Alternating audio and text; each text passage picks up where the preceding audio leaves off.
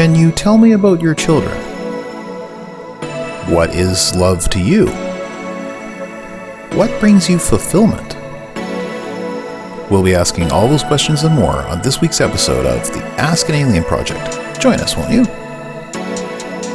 Hello et bonjour, and welcome to this week's episode of the Ask an Alien Project.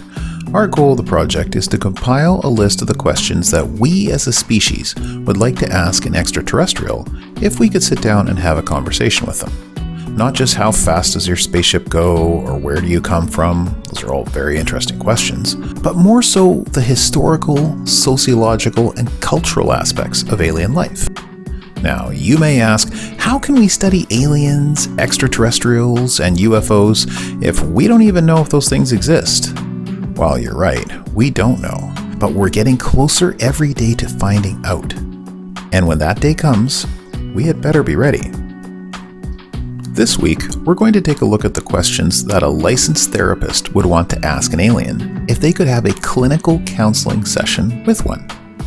As mentioned earlier, everyone always seems to want to know about the technical aspects of unidentified aerial phenomena, whether it's their apparent anti-gravity drives, their extremely fast acceleration, their ability to operate in space, air, and underwater seemingly with ease.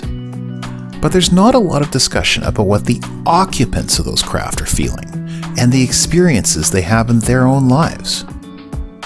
So, for the purpose of today's discussion, we need to rely on a couple of assumptions. First, that the unidentified aerial phenomena we've all seen videos of and all read the reports on are crewed or occupied by some sort of creature and aren't just drones or droids of some sort. The next assumption we would need to make is that we are able to have a comprehensive dialogue with them and be able to clearly understand one another.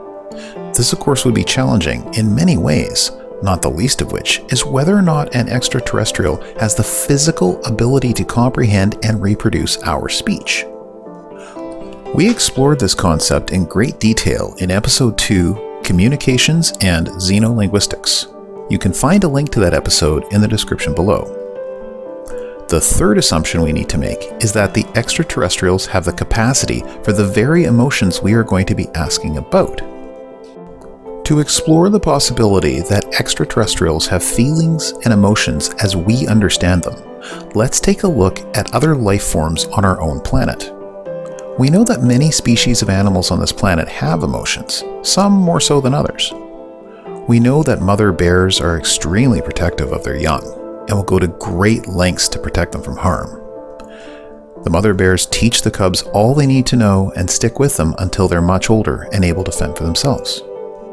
When you watch the way bears and their cubs interact, you can tell that there's a lot of love.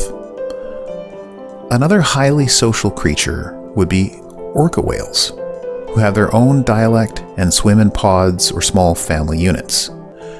You can see the emotions of caring and love demonstrated from their community.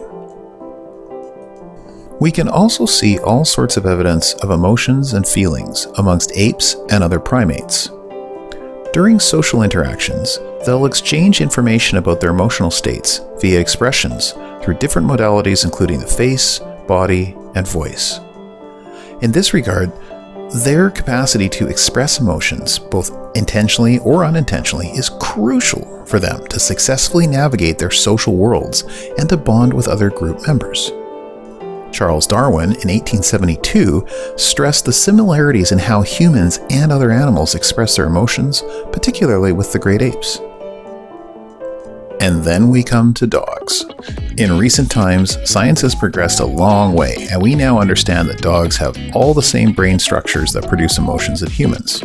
Dogs also have the same hormones and undergo the same chemical changes that humans do during emotional states. Dogs even have the hormone oxytocin, which in humans is involved with feeling love and affection for others. With the same neurology and chemistry that people have, it seems reasonable to suggest that dogs also have emotions that are similar to ours. However, it's important to not go overboard and immediately assume that the emotional ranges of dogs and humans are the same. Still, anyone who has a dog in their family, as we do, knows that a dog's greatest emotional capacity is love. So now that we know that emotions and feelings have been detected in non-human species, at least on this planet, let's consider how we would explore those feelings and views in another species of the same or greater intelligence as we have. To do that, we thought consulting a therapist would be a great place to start. But what does a therapist actually do, and how are they trained? Generally speaking, a therapist is someone who usually possesses a master's degree and is licensed by an accredited authority. Same for a psychologist. A psychiatrist is a doctor with extensive training in mental health. Psychiatrists, generally speaking, don't provide therapy as such, but focus more on medication management.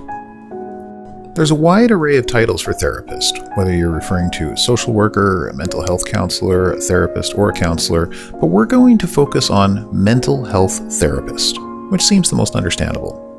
There are also many different degrees to get you there, whether it's a degree in social work, psychology, mental health counseling, professional counseling, etc. In the end, therapists all function in a similar fashion. They offer clients access to a professional who can offer objective observations which stimulate clients to look at themselves and their environment in a different and insightful way. A good therapist doesn't offer advice. A good therapist asks, "What do you think would be best?" For this episode, we've consulted extensively with Erik Schlimmer, a Colorado clinical social worker and therapist who has a master's degree in social work. Erik specializes in trauma and post-traumatic stress disorder, depression, and anxiety. Erik also works extensively with wounded and disabled veterans, and we thank him for helping those who defend us all.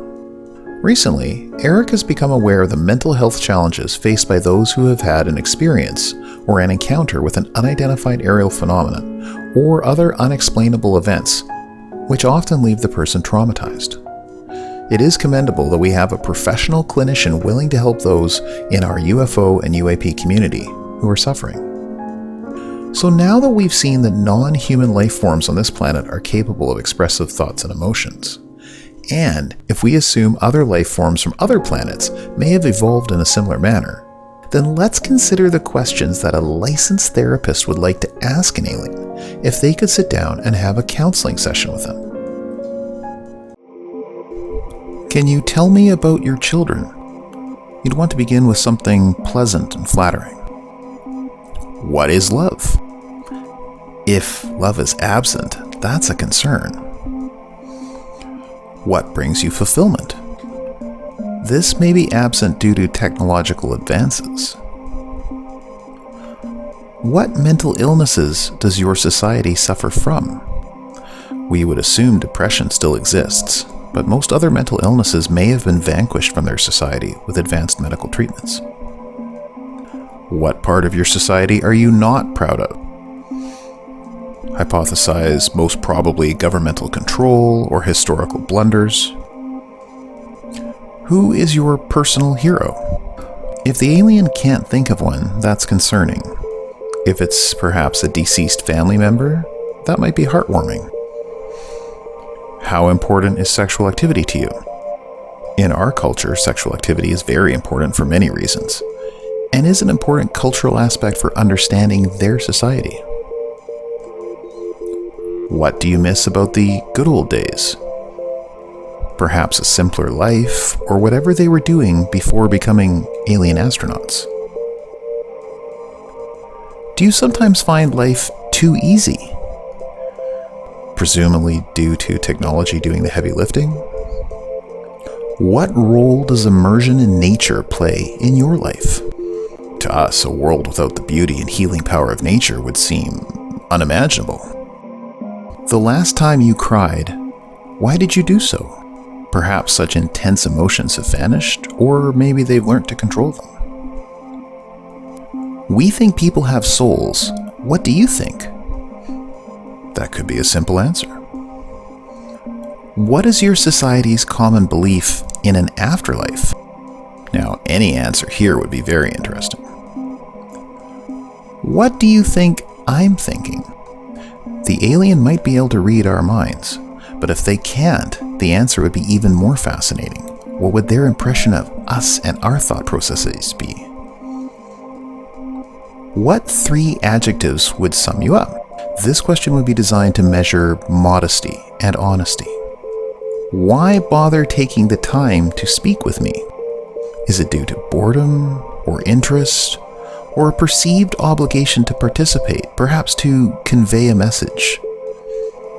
What's up with déjà vu? Well, we'd all love to know that.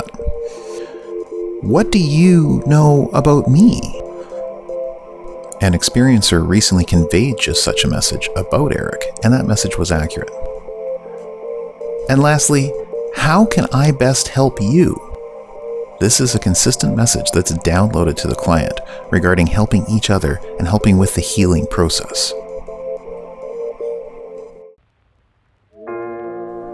With that, we would like to thank Erik Schlimmer for his assistance with making this episode. We recommend you reach out to Erik if you need assistance, and his contact information will be in the description below. We would also like to state for the record that the Ask an Alien project is not being paid or compensated in any way for this endorsement. We just think that this service may be of help to those who are hurting, and we want to spread the word. Certainly, more research in this field will be needed.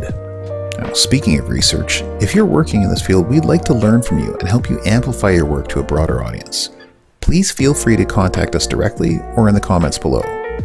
Also, in addition to the usual asking for people to like and subscribe to our channel, which is a really good idea as we're just getting started, please let us know what questions you would want to ask an alien if you could sit down and have an interview with them. So thank you et merci, and we'll see you the next time on the Ask an Alien project.